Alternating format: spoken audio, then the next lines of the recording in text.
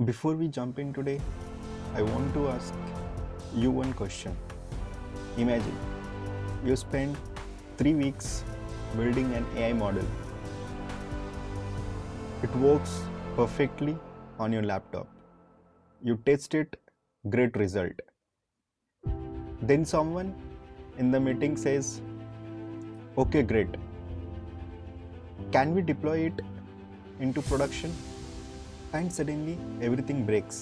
The model gives wrong prediction.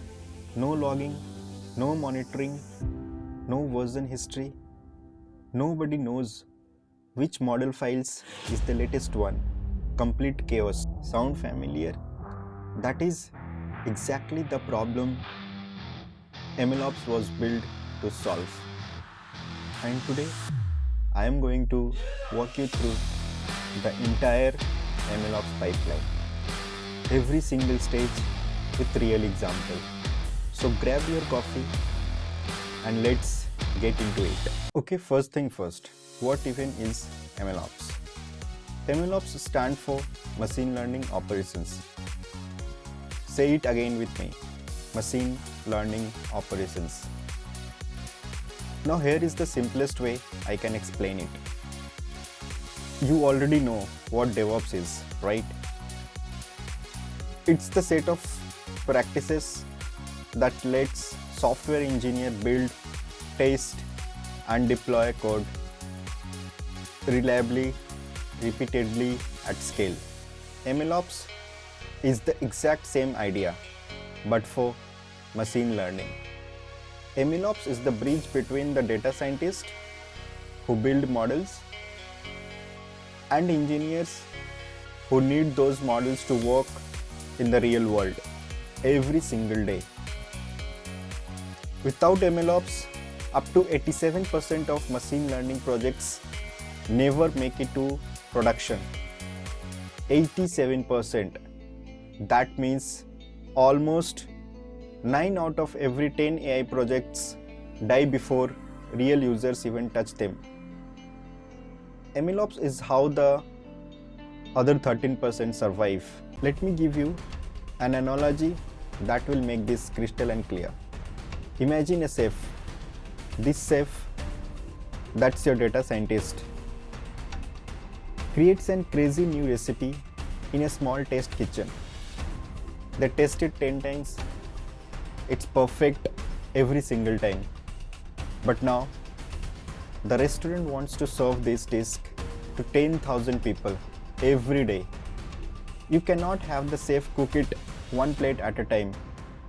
You need a whole system. A standard recipe is the trend model. Consistent fresh ingredient is your clean, updated data. A kitchen workflow is the automated pipeline. Quality checks is the testing and monitoring. A way to improve the recipe is retraining. That entire system, that's MLOps. MLOps is not a tool. It's a system that keeps your AI alive in the real world. Now the MLOps lifecycle has 7 key stages. And here is the most important thing I want you to remember about these 7 stages. It is not a straight line, it is a circle. It loops forever, which is actually the whole point. Problem definition. What are we solving? What does success look like? Data engineering. Gather, clean and prepare data for training. Model training. Experiment, track and train the best model. Evolution and validation. Verify the model is truly ready for real users. Deployment. Ship it, REST APIs, batch jobs, or on device. Monitoring. Watch for drift, errors and silent failures. Retraining. Automatically improve the model as the world changes. We are going to deep on every single one of these with real example the whole way through. Let's start with stage 1. Stage 1. Problem definition. Every single MLOps project starts with a question, not with a data, not with code, not with a model. A question, Before you write a single line of code, you need to answer, what problems are we actually solving? Is machine learning even the right tool for this? What does success look like in numbers?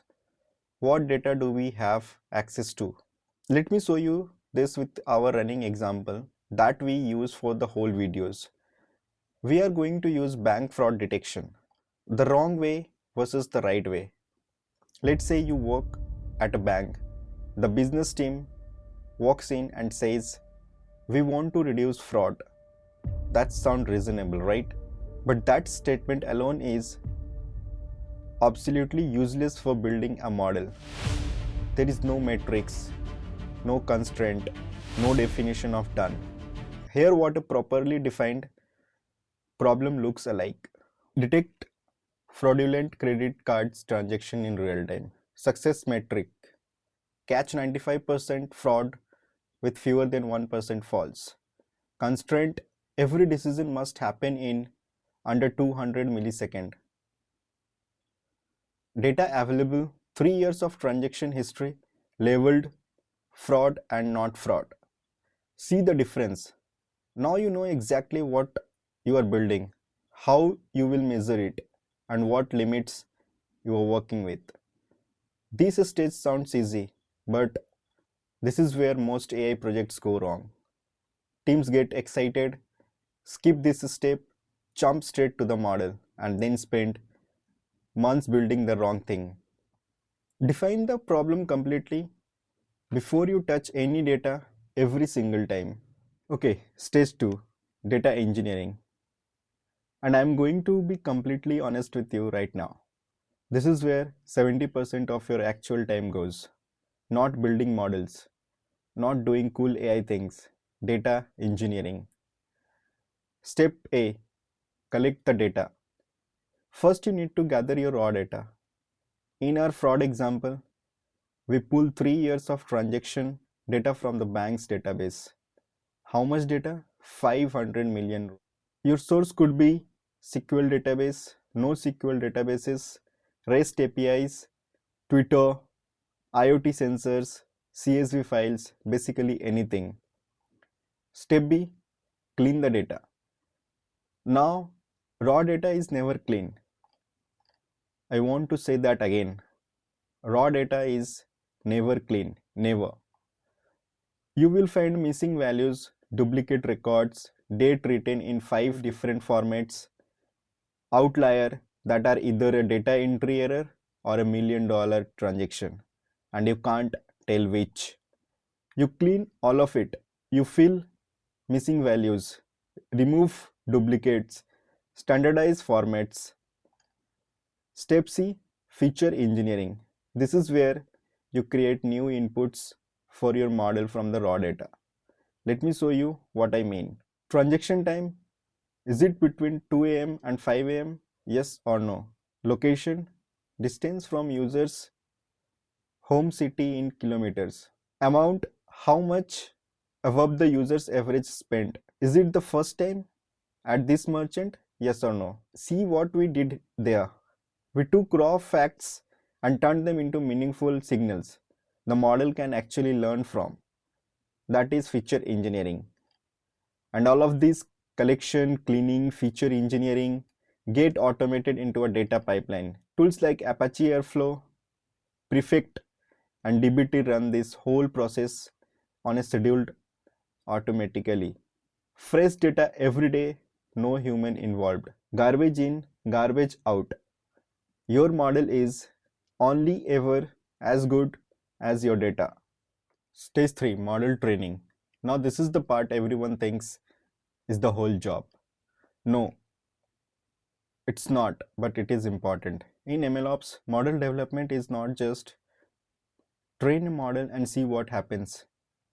It is a structured, tracked, reproducible process. Every single time you try a different model or tweak a setting, you log it. Let me show you what fraud detection experiment looks like. Experiment 1, logistic regression. Accuracy is 88%, false positive rate 3.2%, result rejected. Experiment 2, random forest, accuracy 92%, false positive rate 1.8%, result it is close. Experiment 3, XGBoost, accuracy 95.3%, false positive rate 0.9%, result this is winner. XGBoost wins 95.3% accuracy, only 0.9% false positive, that's our model. And tools like MLflow save every single experiment automatically. The code version, the data version, the setting, the result, all of it logged forever. So you can always go back and say what exactly produced that result. Hyperparameter tuning. Every model has setting called hyperparameters that you can tweak to improve performance. Think of baking a cake. The recipe is your algorithm, but you can still tweak 350 or 375 degree, 30 minutes or 35 minutes. Hyperparameter tuning, find the best combination automatically. Tools like Optuna or Raytune test thousands of combinations and find the winner. In MLOps, you version control 3 things: code, Git, GitHub, track every changes to your training script. Data, DVC, data version control, know exactly which data produced which model. Models, MLflow model registry, roll back to any previous model version instantly. 6 months from now, when the model breaks in production and everyone is panicking, you will be the calmest person in the room because you version everything. Train with discipline, track every experiment, version everything, no exceptions. Stage 4, evolution and validation. Your model is trained, the experiments are done, you have a winner. But before this model goes anywhere near a real users, we validate it. This is the quality gate, like a final inspection before a product ships from the factory. The accuracy trap. Here is a mistake I see all the time and I need you to really understand this. Choosing the wrong metric will make a useless model look perfect. Let me prove it. If our fraud model just said not fraud for every single transaction, it would be 99.8% accurate, because most transactions really are not fraud, but it catches zero fraud. It is completely useless. So instead, here's what we actually measure: precision, recall, F1 score, AUC, ROC. Precision metrics, what it asks: of all fraud alert we fired, how many were real? Recall, of the actual fraud, how much did we catch? F1 score, the balanced score between precision and recall, overall ability to separate fraud from non-fraud. Shadow testing. Before we fully launch the new model, we run it in shadow model, meaning the new model processes real life transactions alongside the existing system. A model that works in notebook is not the same as a model that is ready for production. Always validate rigorously. Stage 5, deployment. The model passed all the tests. It's time to ship it. There are 3 main ways you can deploy a model. Pattern 1, REST API.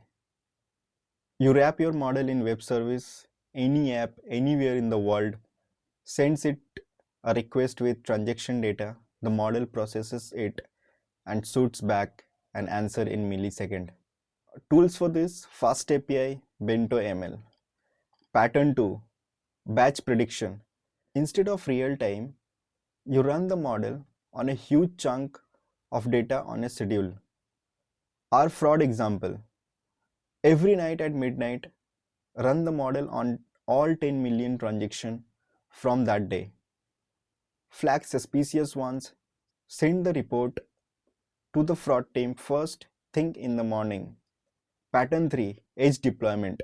This one is fascinating. The model runs directly on the device, a phone, a security camera, a self-driving car. No internet connection needed. Face unlock on your iPhone. That model runs on the chip inside the phone itself. Zero network latency. Total privacy. Then blue-green deployment. No risk rollout. Here is the smartest way to deploy without risk. You have two identical server environment. Blue, that's your current live model serving real users right now. Green, that's your new model. Fully set up, ready but not live yet. You shift traffic gradually from blue to green, 10% first, then 30, then 50, then 100. If anything breaks at any point, you switch all traffic back to the blue instantly. One click, zero downtime, zero drama. Deployment is not just a copy a model to a server. It is a structured, automated, and reversible process. Stage 6, monitoring. This is the stage most beginners completely forget about. And honestly, it might be the most important stage in the entire pipeline. Deploying your model is not the finish line, it is the beginning. The world keeps changing, your data keeps changing, and models they go stale. Let me show you exactly how models fail silently in production. Problem 1, data drift. Data drift is when the data coming into your model in the production starts looking different from the data it was trained on. Our fraud model was trained on data from 2024, but in 2026, buy now, pay later services exploded. Crypto payments became common. New merchant categories appeared. The model has never seen this pattern, so it starts making worse and worse decisions quietly with no alarm bells. Problem 2, concept drift. Concept drift is even trickier. This is when the relationship between inputs and outputs actually changes. During COVID, spending habits changed completely overnight. Nobody was buying flights. Nobody was going to restaurant. Our pre-COVID model had learned zero travel spending equals suspicious. Post-COVID, zero travel spending was completely normal. The model started blocking innocent customer, hundreds of false fraud alerts per day. What do you monitor? Data quality to track missing values, distribution shift, new categories, model performance to track accuracy, F1 score, precision tracked over time, predictions to track are the output distribution suddenly changing, system health to track the response time, the CPU uses, memory, errors rate, and you set thresholds, automated alerts. If the drift score goes above 0.3, Slack message fire automatically. If accuracy drop below 90%, the on-call engineer gets paged. You don't sit watch dashboard all day. The system tells you when something is wrong. Monitoring is how you protect the model you worked so hard to build it. Set it before you deploy, not after. Stage 7, and this is where the circle completes. The monitoring fires an alert, data drift detected, model performance dropping. What do? You retrain. What triggers a retrain? Trigger type can be scheduled, performance-based, data-based. Example, every Sunday midnight, automatically retrain on the latest 90 days of data. Accuracy drop 90%, trigger immediate retraining. Drift score exceeded threshold, new data patterns detected. In a mature MLOps setup, this entire process runs automatically. New data arrives, then data pipeline cleans it, then model retrain on fresh data, then auto evaluated against benchmarks, then if it is passes all checks, to auto deployed via CI/CD, to old model achieved in registry, to loop start again. No human touches it, it just happened. Now For high-stakes AI, medical diagnosis, legal decision, financial risk, you always keep a human in the approval loop. Automation has a limits. Judgment still matters. Full tools reference. Data pipeline, Apache Airflow, DBT, Spark. Experiment tracking, MLflow, weights and biases. Deployment, Fast API, Bento ML, SageMaker. Monitoring, Evidently AI, Grafana, Arise. Infra, Docker, Kubernetes, AWS, GCP, Azure. You don't need all of these on day one. Start simple. Grow as you need to. And that's, my friend, is the complete MLOps pipeline. 7 stages from defining the problem all the way to continuously retraining. The whole life cycle. Let me leave you with the one sentence that ties all of this together. MLOps is the practice of building, deploying, and maintaining machine learning models reliably at scale in the real world. Forever, not just once, forever. Okay, let's quickly recap everything we covered today. Stage 1, problem definition. Define the problem sharply with a real metric. Before you touch any data, most AI projects die here because this step gets skipped. Stage 2, data engineering. Collect, clean, and build features from raw data. Automate the whole thing into a pipeline. Remember, 70% of your time lives here. Stage 3, model training. Track every experiment. Version your code, your data, and your models. If you can't reproduce a result, it does not count. Stage 4, evolution. Don't chase accuracy. Use the right metric for your business problem. Validate with shadow testing before any real user sees the model. Stage 5, deployment. REST API for real-time, batch for scale, H for on-device. Use blue-green deployment so you can roll back instantly if something breaks. Stage 6, monitoring. Watch for data drift and concept drift. Set automated alert. Deployment is not the finish line. Monitoring is how you protect everything you build. Stage 7, retraining. Close the loop. Automated retraining so your model gets smarter as the world changes. Build it once, let it run forever. MLOps is not a one-time task, it's a forever loop. Not just once, forever. I am Roshan Prasad and this is Ops with Roshan.